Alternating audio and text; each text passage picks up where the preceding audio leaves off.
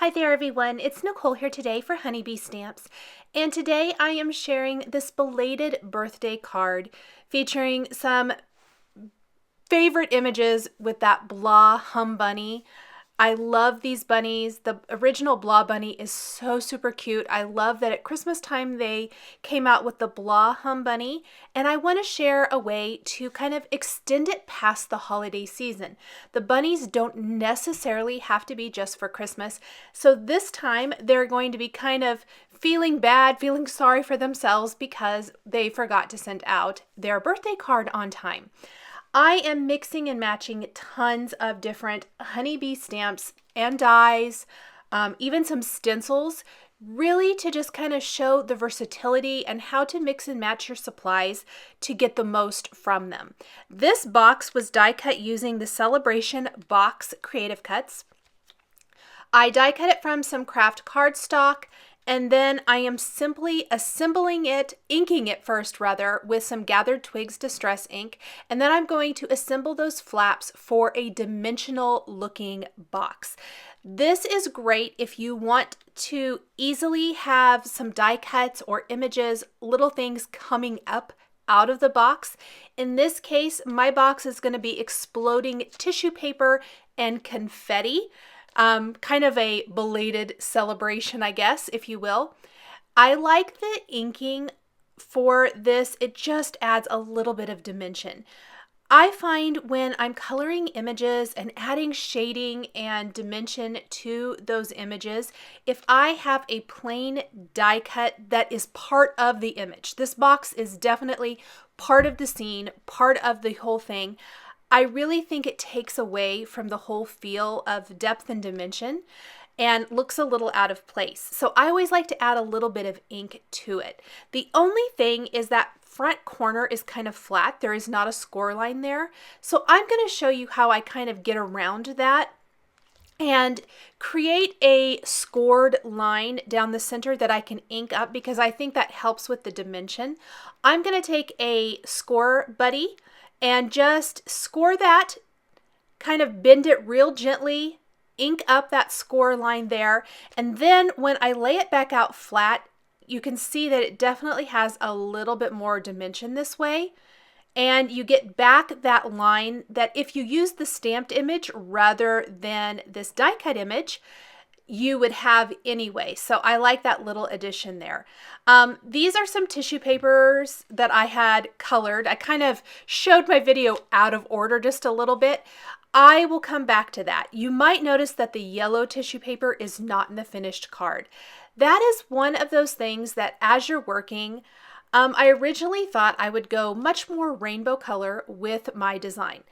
And that's kind of how I felt the direction this was going to go.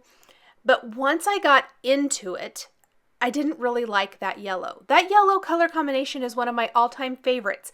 It just wasn't what I wanted for this card. I did the kind of royalish blue color combination, then I'm doing the green color combination, and I die cut all of them, had them coming up out of the box, and it just wasn't working for me. So I'm going to revisit that, come up with another color combination that I like much better.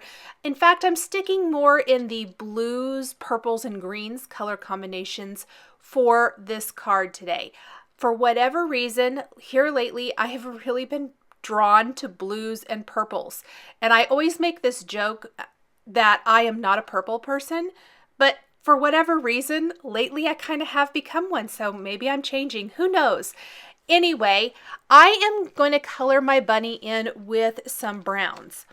I do not do browns for bunnies very often, and I don't know why. I always tend to go with grays.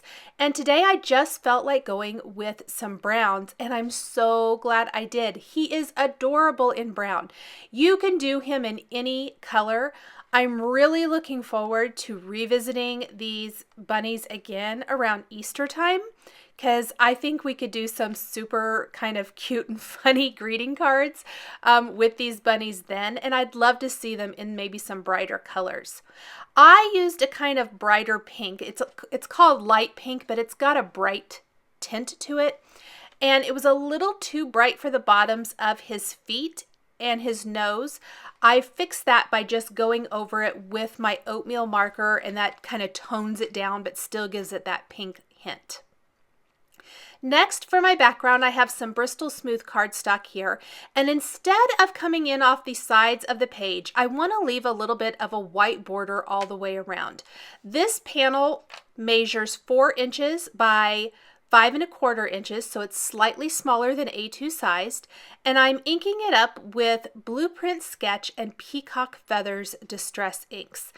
The Blueprint Sketch, while it has the word blue in the name, I really feel goes on that border of blue-violet, and it's one of my favorite distress ink colors. But I think depending on what you pair it with, it just works with lots of different things. I use it with purples, I use it with blues. It's just beautiful. So I inked up the background kind of with a light hand. Then I am taking the Honeybee Stamps Fall Showers stencils. Now they're called fall showers. There is definitely some little rain showers, there's some leaves, but one of the stencils is this awesome hearts stencil, which I think would be phenomenal for Valentine's and loved themed cards. So cute. I went ahead and inked up the same colors of ink through it, just using a heavier hand, so that I would have this awesome falling hearts background. Again, avoiding that outer edge, it just gives, it kind of automatically frames it up, softens the whole effect. I took a black marker and went over the eyes on my bunny to darken those up, and then I'm going to do a few additional things to the bunny's face to really make it pop. I think this bunny is so cute. It almost reminds me of the Velveteen Rabbit. I don't know why. I used to read that book to my kids all the time, and it just really reminds me of that. I think these bunnies are just adorable. The size of them is phenomenal. If you are not a fan of super teeny tiny little images, the size of all of these is just incredible, easy to color, and I really can't say enough great things about them. Next, we're going to take a greeting from the Blah Blah Blah greeting stamp set. This is one of my favorite stamp sets because it's one that maybe I think we all need, but you might not gravitate towards it right off the bat. I don't know if that makes sense or not, but it's more of those I'm sorry kind of cards, or things did not go as planned, or you've had a tough week, or whatever it might be, or someone's had a tough week. This is the kind of card or greeting that I would love to get. It kind of makes you chuckle, it makes you laugh, puts a smile on your face, and you definitely know that someone's thinking about you. I am going ahead and mixing up one of the greetings here, and I ended up having to mask parts of it off because I wanted it to be in 2 lines. As one line, which is how it comes, plus the little ... stamp, I really felt like it was too long. It didn't fit with the design and feel of my background and of my scene. When this happens, you can either cut your stamp apart and stamp the 2 parts of it, or however many parts there might be. Maybe you want to stack even more words one on top of another. You can cut them apart and stamp them that way. If you've watched my videos, you know I have done it and I will do it, but it's not my favorite thing to do. I don't know what it is, but I have a really hard time cutting my stamps apart. I know a lot of you don't, and that is great. If you do not care, go ahead and do that. If you do, it's pretty easy to mask them off with a little Post-it tape, any little piece of paper, whatever, and then just stamp those 2 sections separately. Now with a fine tip black pen, I added eyelashes to my bunny, made her a little female bunny, just kind of softened her up a little bit. I'm going to take some more greetings from the Blah Blah Blah stamp set, the hashtag and I forgot greetings, and I'm going to stamp those right on the side of my cardboard box. I thought it would be fun to kind of stamp it with like you've stamped the box with a label or something. And I stamped that with Versamark ink and am heat embossing with white embossing powder. We're going to go ahead and attach the box and the bunny to the bottom of the card before we work on the rest of the design. This was a card that, while I had a general idea of the direction I was going, I had to be flexible because I did change my mind a little bit as I worked. I added some kind of different things in, took some other things that I thought I would use out. That is perfectly fine. Now, I thought the bunny would lay a little bit nicer if I put foam adhesive underneath the left side of the bunny. That box is kind of bulky, and I thought if I tried to lay the bunny flat to the card, it would be kind of funny. And I'm really glad I used that foam adhesive. So I went shopping in my Honeybee Stamps collection, and I grabbed the original Blah Bunny stamp set. And what do you know? There's a party hat plus a deflated balloon in this stamp set, and I thought it was hilarious, number one, and thought it would be perfect for this card.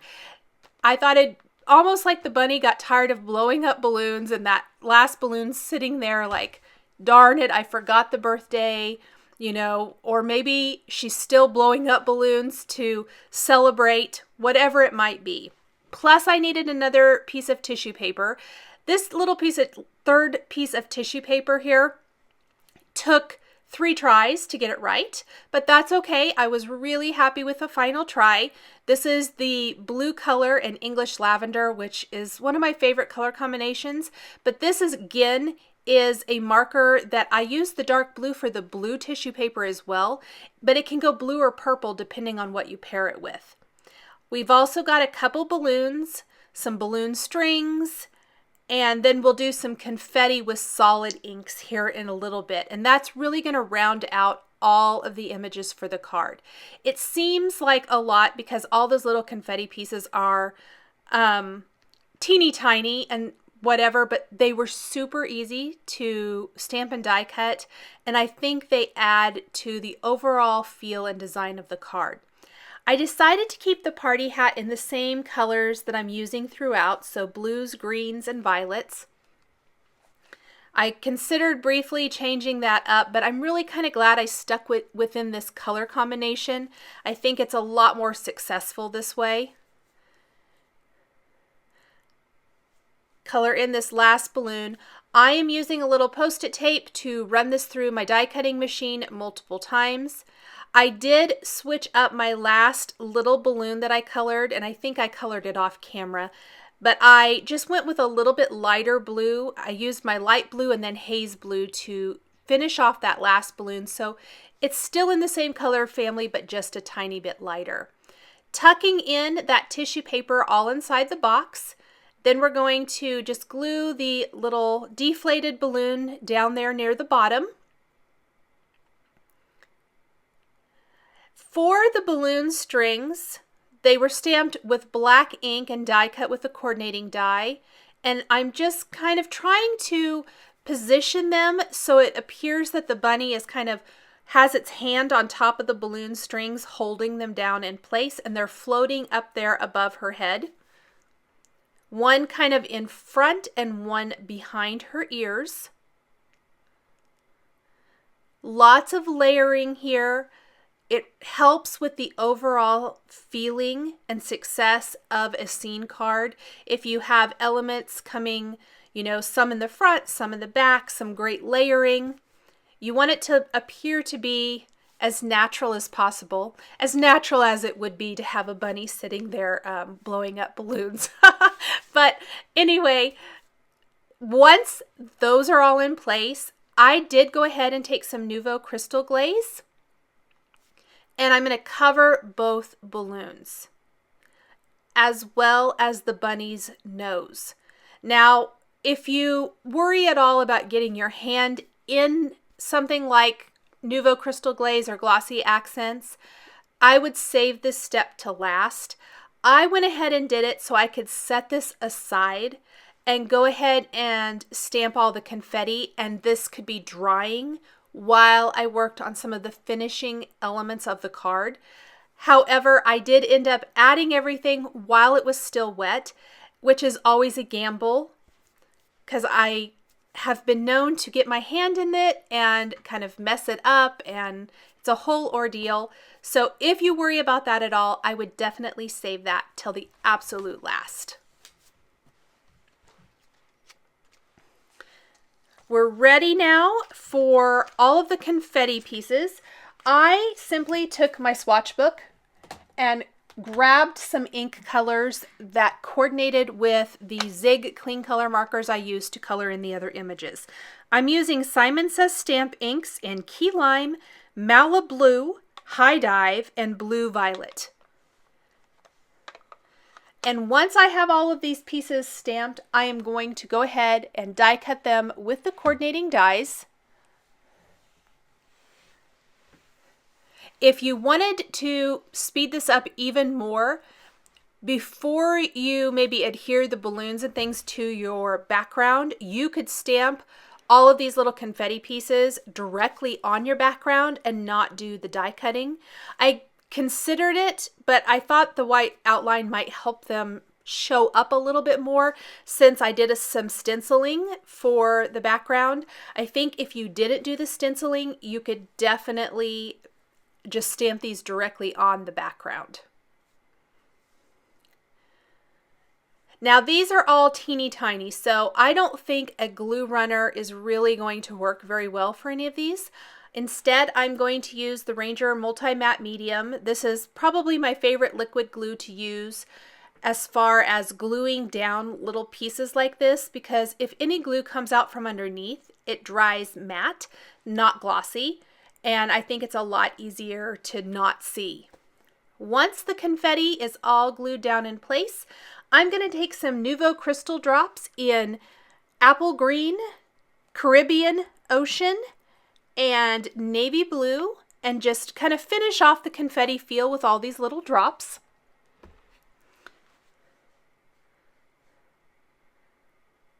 And on the inside of the card, I'm going to take additional greetings from the Blah Blah Blah stamp set and stamp "I'm so sorry I forgot your birthday." And that's going to finish off the card design so that the greeting from the front is finished on the inside of the card, especially where on the front it reads, "I hate it when this happens, ...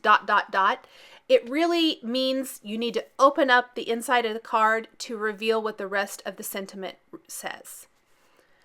Back on the front of the card, I'm going to put a little strong adhesive down, grab my panel, pop that down in place, and that will finish up this belated birthday Blah Humbunny card. Thanks for joining me today for this card featuring stamps and dies from Honeybee Stamps.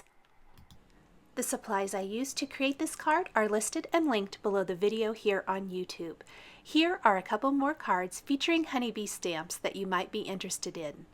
Please remember to subscribe to my channel for more videos. Thanks for watching, and we'll catch you next time.